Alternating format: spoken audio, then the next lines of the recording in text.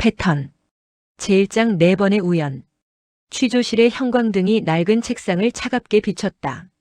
서울지방경찰청 광역수사대 형사 한준혁은 앞에 앉은 남자를 말없이 응시했다. 30 중반쯤 되어 보이는 남자. 네이비 후드티에 청바지. 손톱은 깨끗했고 머리는 단정했다. 얼굴엔 피곤함만 있을 뿐 긴장이나 불안 같은 건 보이지 않았다. 당신은 항상 현장에 있었습니다. 한준혁이 침묵을 깼다. 남자가 천천히 고개를 들었다. 눈동자는 맑았다. 네. 제가 사고를 냈으니까요. 목소리는 담담했다. 사과하듯 인정하듯. 하지만 어딘가 기계적이었다. 한준혁은 책상 위 서류들을 천천히 훑었다. 2021년 11월 17일. 경기도 포천. 침묵. 2022년 8월 3일. 강원도 홍천. 남자는 고개를 끄덕였다. 2023년 4월 29일. 충청북도 제천. 2024년 10월 12일. 전라북도 무주. 남자는 여전히 고개를 끄덕이고 있었다. 기억하십니까? 네. 다 기억합니다. 한준혁은 남자의 표정을 살폈다. 떨림도 회피도 없었다. 오히려 지나치게 솔직했다. 4건 모두 밤 10시에서 새벽 1시 사이였습니다. 한준혁이 서류를 한 장씩 펼쳐놓기 시작했다. 모두 시골 도로. 가로등 희미한 곳. 사진들이 책상을 뒤덮었다. 피해자는 전부 독거노인. 남자의 눈이 사진들을 천천히 훑었다. 그랬군요. 감정 없는 응답. 한준혁은 첫 번째 사진을 집어들었다. 쓰러진 노인. 어둠 속의 도로. 포천. 피해자 박영수 씨 78. 농로를 걷다 뒤에서 온 차에 치여 즉사. 남자는 눈을 감았다. 죄송합니다. 당신은 즉시 119에 신고했습니다. 심폐소생술을 시도했고 구급대가 올 때까지 계속했습니다. 당연한 일 아닙니까? 남자가 조용히 말했다. 물론입니다. 한준혁은 잠시 멈췄다. 하지만 당신은 거기서 멈추지 않았습니다. 장례식장에 갔고 유족에게 사과했고 합의금을 직접 전달했습니다. 제 잘못이었으니까요. 500만 원이었습니다. 합의금. 저도 형편이 어려웠습니다. 최선을 다했습니다. 한준혁은 남자를 똑바로 봤다. 그런데 이상한 게 있습니다. 그가 다른 서류를 꺼냈다. 당신이 받은 보험금은 1억 3천만 원이었습니다. 침묵이 흘렀다. 홍천 사건. 한준혁이 두 번째 사진을 펼쳤다. 최순자 씨 81살. 새벽 산길 커브에서. 합의금 700만 원. 그가 손가락으로 숫자를 짚었다. 보험금 1억 5천만 원. 남자는 고개를 숙였다. 제천. 세 번째 사진. 김종호 씨 74살. 마을 입구도로. 합의금 600만 원. 보험금 1억 7천만 원. 한준혁은 마지막 사진을 남자 앞에 놓았다. 무주. 이영란 씨 82살. 합의금 800만 원. 그가 천천히 말했다. 보험금 2억 1천만 원. 형광등만이 윙윙거렸다. 남자는 여전히 침착했다. 그게 법입니다. 그가 입을 열었다. 보험금은 법에 따라 산정되고 합의금은 쌍방이 동의하면 되는 겁니다. 맞습니다. 한준혁은 팔짱을 꼈다. 하지만 모든 유족이 당신에게 감사했습니다. 그가 말을 이었다. 장례식장에서 당신을 보고 울었습니다. 이렇게 좋은 사람이 가해자라니 다행이다라고 말했습니다. 남자가 미소를 지었다. 슬픈 듯 미안한 듯. 저도 사람입니다. 죄책감을 느낍니다. 한준혁은 남자를 오래 바라봤다. 그래서 더 이상합니다. 사무실로 돌아온 한준혁에게 동료 형사 오세진이 커피를 건넸다. 어땠어? 완벽해. 한준혁이 답했다. 너무 완벽해서 이상해. 오세진은 의자를 끌어당겨 앉았다. 초범이야. 전과 없고 신용 괜찮고 프리랜서 디자이너래. 한준혁은 지도를 펼쳤다. 4개의 빨간 점. 포천, 홍천, 제천, 무주. 다 다른 지역이야. 근데 패턴은 똑같아. 노인들이 밤에 길 걷는 게 이상한 건 아니잖아. 그게 아니야. 한준혁은 사고 보고서를 쌓기 시작했다. 첫 번째, 박영수 씨는 밤 11시에 마을회관에서 술 마시고 걸어오던 중이었어. 근데 회관은 집에서 300m야. 평소엔 거의 안 나가는 사람이었대. 두 번째, 최순자 씨는 새벽에 산길을 걷고 있었어. 목격자 진술로는 건강을 위해 매일 산책했다는데. 오세진이 눈썹을 찌푸렸다. 81살 할머니가 새벽에 산길 산책? 이상하지? 한준혁은 다음 서류를 펼쳤다. 세 번째, 김종호 씨는 밤 11시에 마을 입구에서 손자를 기다리고 있었어. 약을 전해주려고. 근데 손자는 안 왔어. 왜? 약속을 잊었다고. 오세진은 커피를 천천히 마셨다. 네 번째, 이영란 씨는 새벽에 버스 정류장 근처에 있었어. 왜? 유족도 몰라.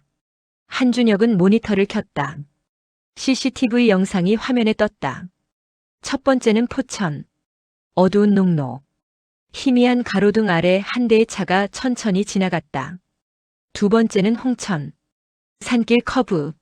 나무 그림자 사이로 차가 나타났다. 차들 전부 같은 모델이야. 오세진이 화면을 가리켰다. 검은색 소형 SUV. 현대코나. 그런데 한준혁이 서류를 펼쳤다. 차량 번호는 매번 달라. 그리고 전부 중고차야. 매번 차를 바꿨다는 거야? 사고 몇 달 전에 사서 사고 후에 팔았어.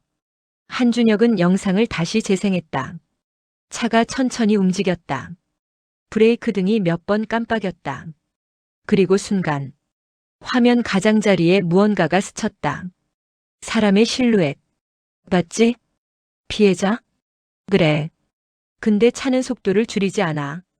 한준혁은 화면을 멈췄다. 급브레이크 흔적이 없어. 미처 못 봤을 수도. 4번 연속? 오세진은 입을 다물었다. 한준혁은 밤늦게까지 사무실에 남았다. 책상 위에는 4명의 프로필이 펼쳐져 있었다. 박영수, 78, 독거, 자녀 없음, 연금 월 40만 원. 최순자, 81, 독거, 자녀 일본 거주, 연금 월 35만 원. 김종호, 74, 독거, 자녀 해외 이민, 연금 월 42만 원. 이영란, 82, 독거, 자녀 사망, 연금 월 38만 원. 공통점이 너무 많았다. 독거, 자녀 부재, 낮은 연금, 그리고 모두 보험에 가입되어 있었다. 한준혁은 보험 내역을 확인했다. 4명 모두 상해보험.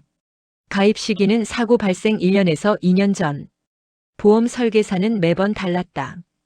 그는 가해자의 진술서를 다시 펼쳤다. 길이 어두워서 보지 못했습니다. 커브를 돌다가 갑자기 나타났습니다. 브레이크를 밟았지만 늦었습니다. 진술은 간결했다. 변명도 없었다. 죄책감을 표현했고 유족에게 사과했고 합의금을 냈다. 법적으로 아무 문제가 없었다. 하지만 한준혁은 담배를 꺼내 물었다가 다시 주머니에 넣었다. 사고는 우연일 수 있어도 패턴은 우연이 아니다. 제2장 보험금의 흐름. 다음 날 아침 한준혁은 보험회사를 찾았다. 중년 여성 담당자가 파일을 펼치며 고개를 저었다. 이 케이스들 다 정상 처리됐습니다. 가해자는 자차 보험 있었고 피해자는 상해 보험 있었고요. 피해자 보험금은요? 유족에게 지급됐습니다. 각각 1,000만 원에서 2천만 원. 가해자는요? 대인 배상과 자기 신체 사고로 지급됐습니다. 한준혁은 숫자를 봤다. 가해자가 받은 금액이 훨씬 많네요. 담당자가 어깨를 으쓱했다. 보험 구조상 그럴 수 있습니다. 가해자도 부상 입으면 자기 신체 사고 보험금 나오니까요. 경미한 부상만 입었는데요. 타박상 염좌. 입원 일주일 이하. 그래도 약관에 따라 나갑니다. 한준혁은 밖으로 나왔다. 오세진이 물었다. 뭔가 잡혔어? 아니. 법적으론 완벽해. 그럼 한준혁은 하늘을 올려다봤다. 더 파야지. 한준혁은 첫 번째 유족을 찾아갔다. 박영수 씨의 조카. 50대 남성. 형사님, 그 사건은 끝난 거 아닙니까? 재조사 중입니다. 박영수 씨는 왜 그날 밤 밖에 나가셨습니까? 마을회관 총회가 있었어요. 근데 삼촌은 원래 안 나가시는 분이었어요. 그런데 그날은 누가 권해서 나가셨대요. 한준혁은 메모했다. 누가요? 젊은 사람이었대요. 이름은 모르겠고. 두 번째 유족. 최순자 씨의 딸. 어머니는 매일 새벽 산책하셨어요. 왜요? 건강 때문에. 의사가 권했대요. 어떤 의사입니까? 동네 보건소. 젊은 남자 선생님이었다고. 세 번째 유족. 김종호 씨의 아들. 그날 약속은 제가 잊은 게 아닙니다. 그럼요? 아버지가 먼저 연락하셨어요. 갑자기 약 가져오라고. 근데 저는 야근 중이었어요. 못 간다고 했는데 아버지는 계속 기다리겠다고. 평소와 달랐습니까? 네. 뭔가 이상했어요. 차 안에서 한준혁은 오세진에게 전화했다. 모든 피해자가 평소와 다른 행동을 했어. 어떻게? 누군가 유도한 것 같아. 마을 총회, 새벽 산책, 약속. 전부 누군가의 제안이었어. 증거는? 없어. 전부 구두 진술이야. 한준혁은 창밖을 바라봤다. 어둠이 내리고 있었다. 제3장 관찰의 흔적. 한준혁은 가해자의 동선을 재구성했다. 지도 위에 4개의 사고 지점을 표시했다.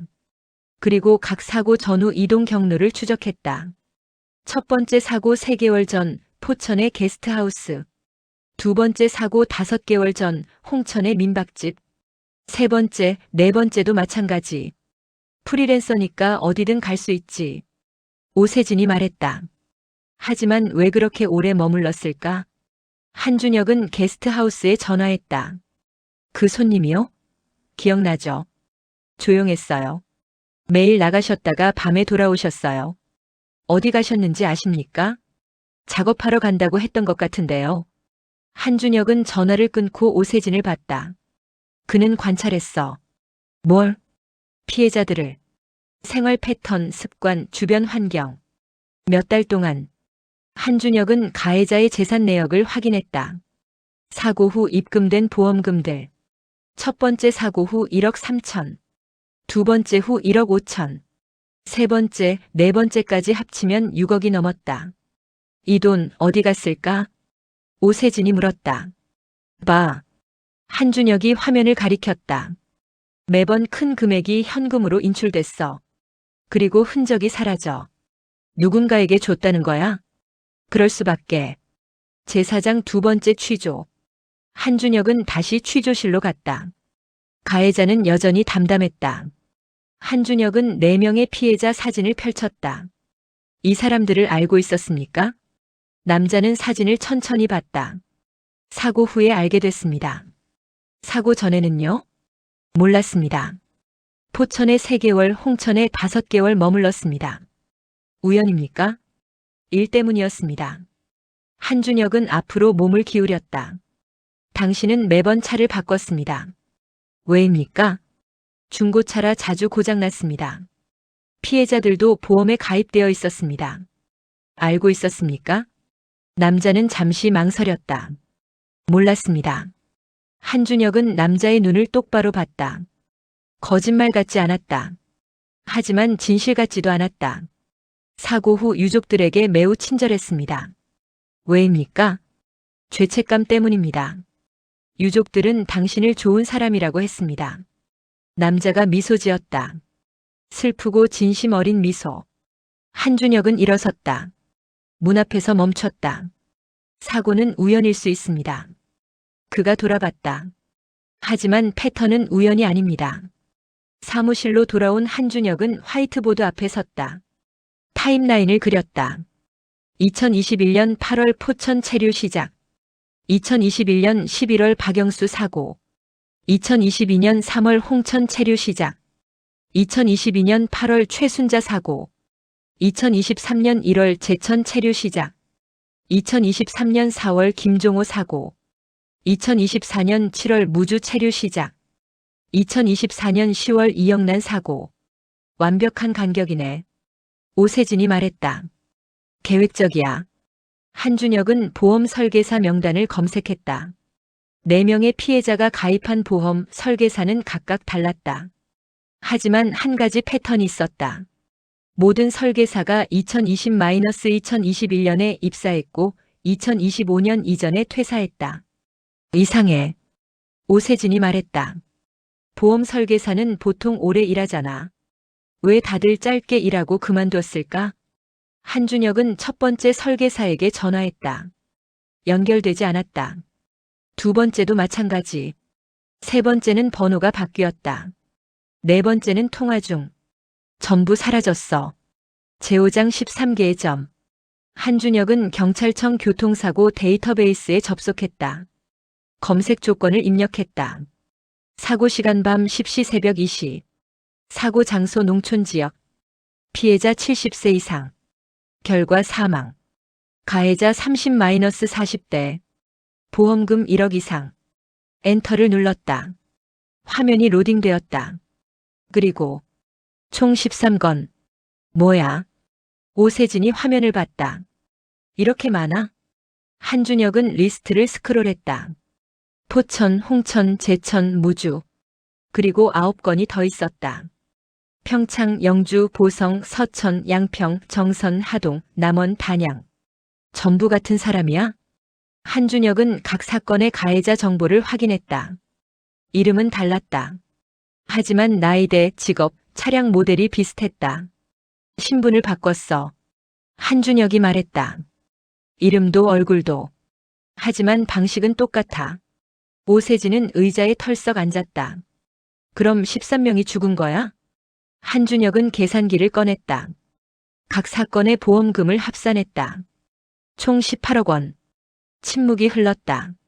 이게 사업이었어. 한준혁이 말했다. 사람을 죽이는 사업. 한준혁은 13건의 사건을 재조사하기 시작했다. 대부분의 유족은 이미 사건을 잊고 살고 있었다. 가해자는 친절했고 합의는 원만했다. 하지만 한 유족은 달랐다. 영주 사건의 유족. 피해자의 딸이 전화를 받았다. 가해자가 너무 친절했어요. 너무 과했어요. 진심 같지 않았어요. 연기 같았달까? 혹시 가해자가 사고 전에 아버지를 만난 적 있습니까? 아버지가 며칠 전에 누군가 왔다고 하셨어요. 건강검진 해준다고. 한준혁은 다른 유족들에게도 같은 질문을 했다. 몇몇이 비슷한 이야기를 했다. 사고 전에 누군가 방문했다는 것. 건강상담, 복지 안내, 무료 서비스. 패턴이 똑같아. 오세진이 말했다. 모든 사건에서. 제육장 명함. 며칠 후 포천마을 주민센터에서 연락이 왔다. 명함을 찾았습니다. 한준혁과 오세진은 즉시 포천으로 향했다. 주민센터 직원이 낡은 명함을 건넸다. 김민수. 건강복지 상담사. 10-XXXX-XXXX. 한준혁은 명함을 사진으로 찍었다. 선불폰이었다. 하지만 명함 뒷면에 작은 글씨가 있었다. 웹사이트 주소. 한준혁은 휴대폰으로 주소를 입력했다. 페이지는 삭제되어 있었다. 하지만 인터넷 아카이브에 2021년 8월 캐시가 남아 있었다. 농촌 어르신을 위한 무료 건강상담. 서비스 소개와 사진들. 웃고 있는 노인들, 건강검진 장비, 상담 장면. 한준혁은 사진을 확대했다. 배경에 서 있는 남자. 얼굴은 흐릿했지만 체형과 옷차림이 익숙했다. 이거. 오세진이 말했다. 가해자 아냐? 한준혁은 고개를 끄덕였다. 사무실로 돌아온 한준혁은 모든 증거를 화이트보드에 정리했다. 명함, 웹사이트, CCTV, 통화 기록, 보험 내역. 그리고 새로운 도표를 그렸다. 1단계 피해자 선정 독거노인 가족 없음. 2단계 접근 무료 건강상담. 3단계 보험 가입 유도 설계사 투입. 4단계 관찰 3-6개월 체류 생활 패턴 파악. 5단계 사고 연출 야간 시골 도로 급제동 없음. 6단계 사후 처리 사과 합의 보험금 수령. 7단계 보험금 분배 현금 인출 후 배후에게 전달. 오세진이 도표를 보며 숨을 들이켰다. 완벽한 범죄 매뉴얼이네. 그래. 한준혁이 답했다. 그리고 이건 한두 번 한 게 아니야. 그가 화이트보드를 응시했다. 시스템이야. 형광등이 깜빡였다. 이제 배우를 찾아야 해. 구조 2부. 제1장 돈의 흐름. 새벽 4시. 한준혁은 사무실에 혼자 남아 있었다. 화이트보드 앞에 서서 빨간 마커를 들었다. 4개의 원을 그렸다. 포천 마이너스 1억 3천만 원. 홍천 마이너스 1억 5천만 원. 제천 마이너스 1억 7천만 원. 무주 마이너스 2억 1천만 원. 총 6억 6천만 원. 그는 가해자의 금융거래 내역을 펼쳤다. 보험금 입금 다음 날 매번 큰 금액이 은행 창구에서 인출됐다. 첫 번째 사고 후 1억 원. 두 번째 사고 후 1억 2천만 원. 세 번째 사고 후 1억 4천만 원. 네 번째 사고 후 1억 8천만 원. 나머지 6천만 원만 계좌에 남았다. 한준혁은 인출 장소를 확인했다. 서울, 부산, 대전, 광주. 모두 다른 지역의 은행. 가해자는 인출 후 즉시 해당 지역을 떠났다. 오세진이 문을 열고 들어왔다. 편의점 도시락을 들고. 또 밤샘? 잠이 안 와. 한준혁이 화이트보드를 가리켰다. 이 돈의 흐름을 봐. 인출 후 흔적이 사라져. 누군가에게 줬다는 거지. 그럴 수밖에. 한준혁은 보험 약관을 펼쳤다. 형광펜 표시가 가득했다. 자동차 보험 대인 배상 II. 피해자 사망 시 법률상 손해배상 책임을 보험금으로 지급. 그가 다른 페이지를 넘겼다. 그리고 자기 신체 사고. 피보험자가 사고로 사망 또는 부상을 입은 경우 보험금 지급. 가해자도 다쳤으니까 받는 거지. 그래. 근데 여기 함정 있어. 한준혁이 숫자를 가리켰다. 피해자가 고령이고 소득이 낮으면 배상액도 낮아져. 반면 가해자의 자기 신체 사고 보험금은 약관대로 나와. 부상 등급에 따라 1,000만 원에서 1억까지. 오세진은 젓가락을 내려놓았다. 그러니까 피해자는 죽어도 적게 받고 가해자는 살짝 다쳐도 많이 받는다는 거네. 정확해. 한준혁은 또 다른 서류를 펼쳤다. 그리고 더 이상한 게 있어. 가해자는 사고 전에 보험을 상향했어. 사고 나기 전에? 첫 번째 사고 2개월 전. 두 번째 사고 3개월 전. 세 번째, 네 번째도 마찬가지. 자기 신체 사고 한도를 최대로 올렸지. 미리 알고 있었다는 거잖아. 한준혁은 고개를 끄덕였다. 이건 사고가 아니야. 그가 마커 뚜껑을 덮었다. 설계야. 제2장 보험 설계사의 그림자. 한준혁은 보험 사기 조사팀을 찾아갔다. 40대 남성 담당자가 자료를 받아보고 눈썹을 찌푸렸다. 이 케이스들 우리도 검토했습니다. 근데 사기로 판단할 근거가 없었어요. 왜요? 실제로 사고가 났고 피해자가 사망했으니까요. 고의성을 입증할 수 없었습니다. 한준혁은 팔짱을 꼈다. 가해자는 매번 사고 전에 보험을 상향했습니다. 보험 상향은 불법이 아닙니다. 그럼 4번 연속 사고는요? 담당자가 한숨을 쉬었다. 형사님, 보험 사기는 입증이 어렵습니다. 특히 자동차 사고는 더 그래요. 고의인지 과실인지 구분하기 힘들거든요. CCTV에 급브레이크가 없습니다. 그것만으론 부족해요. 변호사가 미처 보지 못했다고 주장하면 법원도 받아들일 겁니다. 한준혁은 책상을 두드렸다. 그럼 뭐가 필요합니까? 명확한 증거요. 공모자 사전 계획 물증. 이틀 후 오세진이 첫 번째 설계사를 찾아냈다. 김수진. 31살. 마지막 주소는 인천. 한준혁과 오세진은 낡은 빌라 3층을 찾았다. 초인종을 눌렀다. 반응이 없었다. 옆집 문이 열렸다. 누구 찾으세요? 중년 여성이었다. 김수진 씨요? 아, 그 사람? 이사 갔어요. 한 6개월 전. 어디로 갔는지 몰라요. 갑자기 짐 싸서 나가더라고요. 한준혁은 명함을 건넸다. 혹시 연락받으시면 전화 부탁드립니다. 다음 주 동안 나머지 3명도 추적했다. 두 번째는 부산에 있었지만 이미 퇴사. 연락처 변경. 세 번째는 대구에서 다른 이름으로 일하고 있었다. 네 번째는 행방불명. 설계사들이 공범이라는 거지. 오세진이 물었다. 그럴 가능성이 높아. 한준혁은 가해자의 통화 기록을 펼쳤다. 첫 번째 사고 전후의 통화 내역. 대부분은 일반적이었다. 배달, 은행, 보험사. 하지만 한 번호가 반복적으로 나타났다. 10으로 시작하는 번호.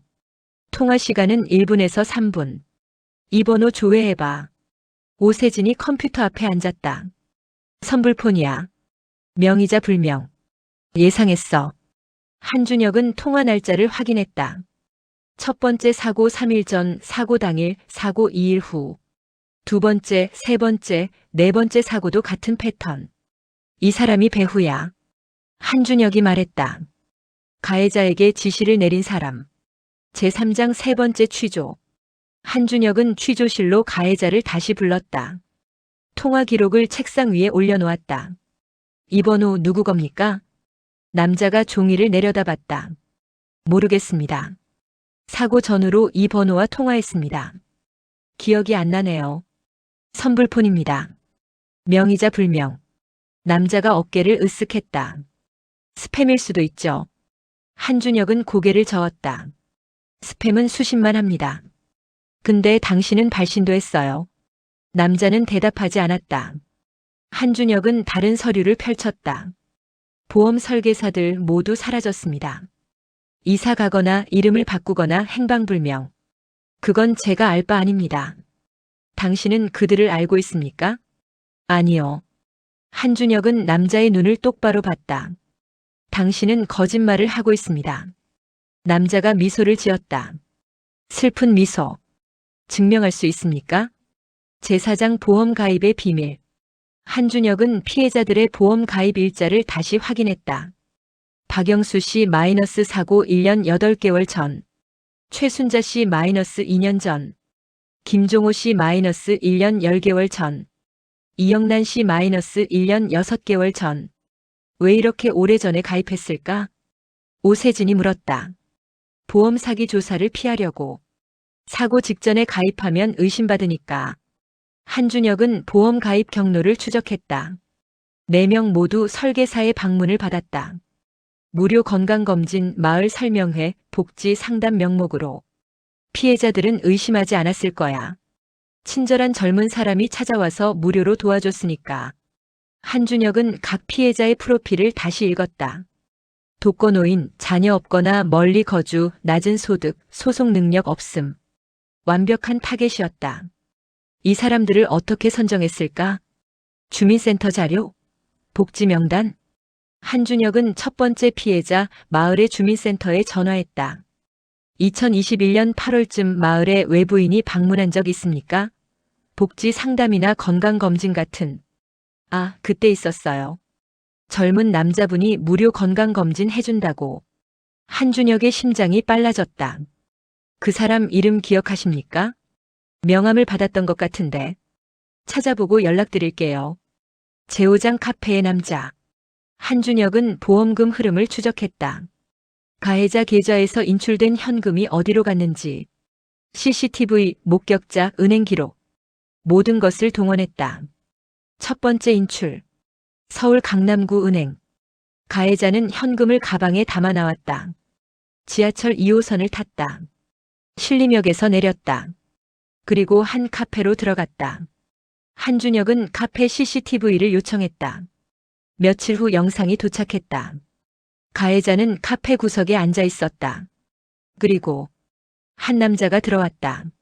40대 후반. 정장 차림. 가방을 들고. 두 사람은 몇 마디 나누고 가방을 교환했다. 통화 시간 5분. 남자는 가방을 들고 나갔다. 한준혁은 영상을 멈추고 남자의 얼굴을 캡처했다. 얼굴 인식 시스템에 입력했다. 검색 중. 결과가 떴다. 이름 정태수. 나이 48세. 직업 보험 중개인. 전과 없음. 한준혁은 정태수의 프로필을 열었다. 서울에서 소규모 보험 중개업체 운영. 직원 3명. 매출 평범. 특이사항 없음. 하지만 한준혁은 알았다. 이 사람이 배후다. 찾았어. 그가 오세진에게 말했다. 보험금을 받은 사람. 체포할 거야? 아직 아니야. 증거가 더 필요해. 한준혁은 화면을 응시했다. 그리고 이 사람 혼자는 아닐 거야. 조직이 있어. 제육장 목요일 밤의 모임. 한준혁은 정태수를 미행하기 시작했다. 매일 아침 사무실 출근, 저녁 퇴근. 주말엔 골프. 평범한 중년 남성의 살. 하지만 한 가지 이상한 점. 매주 목요일 저녁 같은 장소로 갔다. 강남의 한 고급 레스토랑. 개인실. 한준혁은 레스토랑 직원에게 돈을 쥐어주고 정보를 얻었다. 정태수는 3명의 남자를 만났다. 모두 40대에서 50대. 정장 차림. 대화 시간 약 2시간. 한준혁은 그들의 얼굴을 촬영했다. 신원을 조회했다. 이준호 50세, 보험 설계사 교육업체 대표. 박성민 47세, 중고차 거래업자. 최영철 52세, 법무사. 한준혁은 화이트보드에 이름을 추가했다. 정태수 마이너스 보험금 수령 및 분배. 이준호 마이너스 설계사 교육 및 투입. 박성민 마이너스 차량 조달. 최영철 마이너스 법적 문제 처리. 완벽한 분업이네. 오세진이 말했다. 한준혁은 고개를 끄덕였다. 이제 증거를 확보해야 해. 제7장 압수수색. 한준혁은 정태수의 사무실 압수수색 영장을 받았다. 일주일이 걸렸다. 오세진과 함께 사무실에 들어갔다. 정태수는 놀란 표정이었다. 무슨 일입니까? 압수수색 영장입니다. 한준혁이 서류를 보여줬다. 정태수는 아무 말 없이 의자에 앉았다. 한준혁은 사무실을 뒤졌다. 컴퓨터, 서류, 수첩. 모든 것을 챙겼다. 사무실로 돌아온 한준혁은 밤새 자료를 분석했다. 컴퓨터에 암호화된 파일들이 있었다. 디지털 포렌식 팀에 의뢰했다. 사흘 후 결과가 나왔다. 엑셀 시트. 13건의 사건이 모두 기록되어 있었다. 피해자 이름, 사고 날짜, 보험금, 분배 내역. 한준혁은 분배 내역을 확인했다. 정태수 40%, 이준호 20%, 박성민 15%, 최영철 10%, 가해자 15%, 총 18억 원 중 7억이 정태수에게 갔다. 한준혁은 프린터로 파일을 출력했다. 오세진을 불렀다. 결정적 증거야. 오세진이 시트를 봤다. 얼굴이 굳었다. 이걸로 전부 체포할 수 있어? 그래. 한준혁은 시트를 파일에 넣었다. 끝이야. 규정 3부. 제1장 새벽에 체포. 새벽 6시. 한준혁과 광역수사대는 4곳을 동시에 급습했다. 정태수의 자택, 이준호의 사무실, 박성민의 중고차 매장, 최영철의 법무사 사무소. 저항은 없었다. 정태수는 현관문을 열자마자 손을 들었다. 이준호는 책상 앞에서 체포됐다. 박성민은 매장 뒤편에서, 최영철은 주차장에서, 가해자는 원룸에 있었다. 문을 두드리자 그는 조용히 나왔다. 수갑을 채우는 동안 그는 아무 말도 하지 않았다. 한준혁은 그의 눈을 봤다. 두려움도 후회도 없었다. 그저 담담했다. 제2장 취조. 경찰서 지하 유치장에 5명이 수감됐다. 한준혁은 정태수를 취조실로 불렀다. 양복 차림. 넥타이는 풀려 있었다. 증거가 있습니까? 정태수가 먼저 물었다. 한준혁은 파일을 펼쳤다. 암호화된 엑셀 시트 출력물. 13건의 사건, 18억 원의 기록. 이겁니다. 정태수는 서류를 내려다봤다. 표정이 굳었다. 이건 어디서? 당신 사무실 컴퓨터에서. 정태수는 한숨을 쉬었다. 뒤로 기댔다. 변호사를 부르겠습니다. 한준혁은 이준호를 불렀다. 마른 체형의 안경을 쓴 남자. 떨리는 손으로 물을 마셨다. 저는 아무것도 몰랐습니다. 정태수 씨가 보험 설계사 교육만 부탁했어요. 한준혁은 통장 사본을 펼쳤다. 한 건당 3천만 원씩 받았습니다. 교육비치곤 과하지 않습니까? 이준호는 입을 다물었다. 박성민. 건장한 체격의 문신. 다리를 떨며 담배를 달라고 했다. 금연 구역입니다. 그냥 손에 쥐고만. 한준혁은 담배 한 개비를 건넸다. 차량 조달 당신 역할이었습니다. 중고차 장사하는 사람이 차 파는 게 이상합니까? 같은 모델을 계속 팔았습니다. 검은색 소형 SUV. 그게 잘 팔리니까요. 사고 후 매입도 당신이 했습니다. 시세보다 비싸게. 박성민은 담배를 굴렸다. 좋은 손님이었어요. 최영철. 온화한 인상의 50대. 공손하게 인사했다. 형사님, 저는 법무사입니다. 합의 절차를 도와드린 것뿐입니다. 13건 모두요? 의뢰가 들어오면 일을 하는 겁니다. 한준혁은 합의서들을 펼쳤다. 모든 합의 금액이 1,000만 원 이하입니다. 유족들은 왜 더 받지 않았을까요? 유족들이 동의했습니다. 당신이 설득했기 때문 아닙니까? 최영철은 미소를 지었다. 저는 법적 조언을 드렸을 뿐입니다. 한준혁은 마지막으로 가해자를 다시 불렀다. 13명의 피해자 사진을 테이블에 펼쳤다. 이 사람들을 기억합니까? 남자는 사진을 천천히 봤다. 네. 왜 죽였습니까? 사고였습니다. 13번의 사고입니까? 남자는 대답하지 않았다. 한준혁은 앞으로 몸을 기울였다. 당신은 이 사람들을 몇 달 동안 관찰했습니다. 생활 패턴을 파악했고 사고 시점을 계산했습니다. 증명할 수 있습니까? 할 수 있습니다. 한준혁은 CCTV 영상을 재생했다. 4건의 사고 장면. 남자는 화면을 봤다. 표정은 변하지 않았다. 당신은 급브레이크를 밟지 않았습니다. 그냥 충돌했습니다. 어두워서 보지 못했습니다. 4번 연속. 침묵. 한준혁은 영상을 멈췄다. 당신은 사이코패스가 아닙니다. 정신감정도 정상입니다. 그가 말했다. 당신은 그냥 선택했습니다. 돈을 위해. 남자는 고개를 들었다. 눈이 한준혁을 똑바로 봤다. 형사님도 돈을 위해 일하지 않습니까? 사람을 죽이는 건 아닙니다. 사고였습니다. 거짓말입니다. 남자는 미소를 지었다. 처음으로 진짜 미소 같았다. 슬프지도 미안하지도 않은. 증명하십시오. 제3장 재판. 재판은 3달 후 시작됐다. 검찰은 살인죄로 기소했다. 변호인은 과실치사를 주장했다. 법정은 연일 10,000원이었다. 언론이 몰려들었다. 보험금 연쇄살인. 계획적 교통사고. 13명의 희생자. 헤드라인이 쏟아졌다. 한준혁은 증인석에 섰다. 조사 과정을 설명했다. 패턴, 증거, 보험금 흐름. 판사는 고개를 끄덕이며 들었다. 피고인은 사고가 아닌 선택을 반복했습니다. 한준혁이 말했다. 피해자를 선정하고 관찰하고 기회를 만들었습니다. 이는 명백한 살인입니다. 변호인이 반박했다.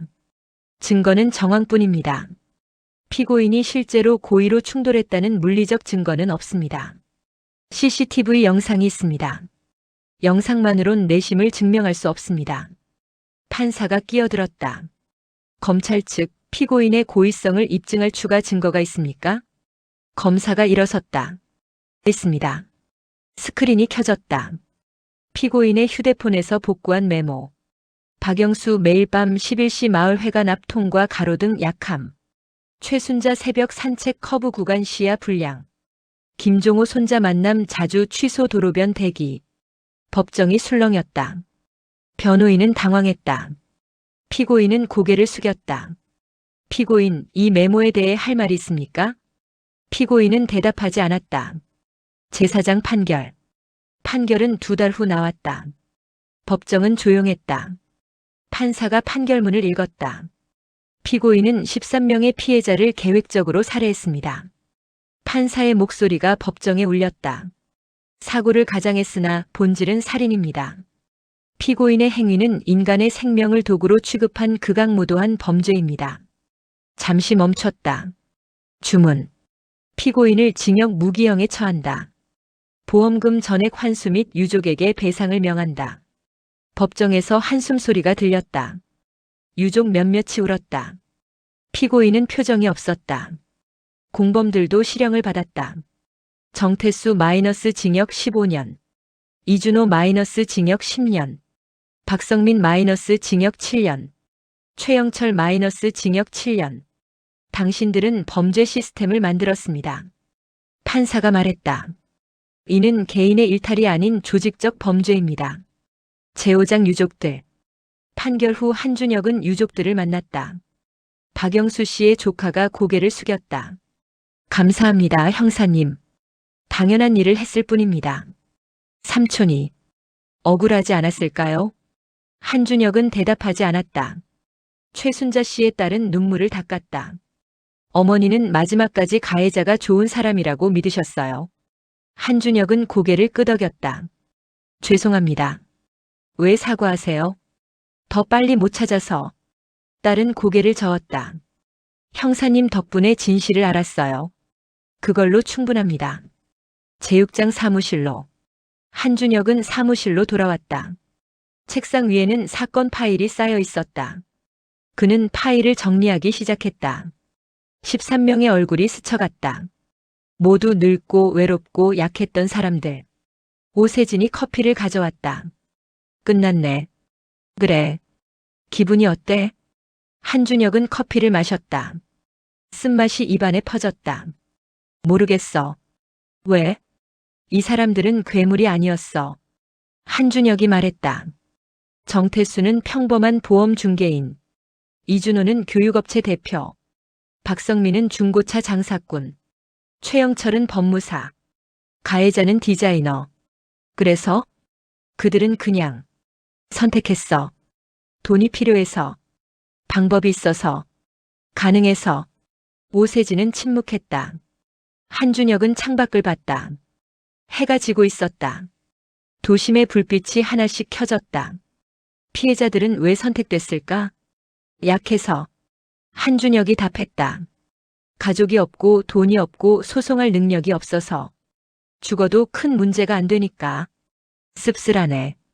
그래. 한준혁은 파일을 닫았다. 서랍에 넣었다.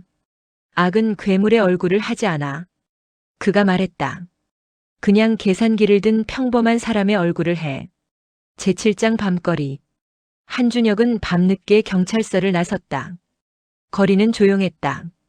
그는 차에 타지 않고 걸었다. 찬 바람이 얼굴을 스쳤다. 그는 멈춰 서서 하늘을 봤다. 별은 보이지 않았다. 도시의 불빛이 너무 밝았다. 다시 걸었다. 편의점을 지나고 버스 정류장을 지났다. 한 노인이 벤치에 앉아 있었다. 등이 구부정했다. 가방 하나가 옆에 놓여 있었다. 버스를 기다리고 있었다. 한준혁은 노인을 지나쳤다. 몇 걸음 가다가 멈췄다. 뒤를 돌아봤다. 노인은 여전히 앉아 있었다. 혼자. 한준혁은 다시 앞을 봤다. 그리고 걸었다. 제8장 다음 사건. 다음 날. 한준혁은 새로운 사건 파일을 받았다. 경기도 가평 교통사고. 피해자 마이너스 75살 여성. 독거. 밤 11시 30분. 가해자 마이너스 30대 남성. 초범. 즉시 신고. 친절한 태도. 한준혁은 파일을 펼쳤다. 사고 사진을 봤다. 어두운 도로, 쓰러진 노인, 부서진 차량. 오세진이 다가왔다. 또 시작이네. 그래. 한준혁은 파일을 덮었다. 가자. 두 사람은 사무실을 나섰다. 복도의 형광등이 깜빡였다. 계단을 내려가는 발소리가 메아리 쳤다. 제구장 기자 인터뷰. 법정이 끝난 후 한 기자가 한준혁을 찾아왔다. 인터뷰를 요청했다. 한준혁은 거절하려다 마음을 바꿨다. 질문 하나만. 기자가 노트북을 켰다. 이번 사건을 통해 무엇을 느꼈습니까? 한준혁은 잠시 생각했다. 범죄는 특별한 사람이 저지르는 게 아닙니다. 그가 말했다. 구조가 허락하면 평범한 사람도 저지릅니다. 구조요? 보험제도, 법적 허점, 사회적 방치. 이 모든 게 범죄를 가능하게 만들었습니다. 그럼 어떻게 막을 수 있습니까? 한준혁은 고개를 저었다. 모르겠습니다. 하지만 한 가지는 확실합니다. 무엇입니까? 가장 약한 사람이 가장 먼저 희생됩니다. 기자는 메모했다. 고개를 들었다. 마지막으로 하고 싶은 말이 있습니까? 한준혁은 창밖을 봤다. 사람들이 오가고 있었다. 모두 바빴다. 13명이 죽었습니다. 3년 동안 아무도 몰랐습니다. 그가 말했다. 우리는 무엇을 놓치고 있습니까? 기자는 대답하지 않았다. 제10장 보고서. 한준혁은 사무실로 돌아와 보고서를 작성했다. 사건 개요, 수사 과정, 판결 결과. 마지막 문장을 입력했다. 본 사건은 개인의 범죄가 아닌 시스템의 허점을 이용한 조직 범죄였다.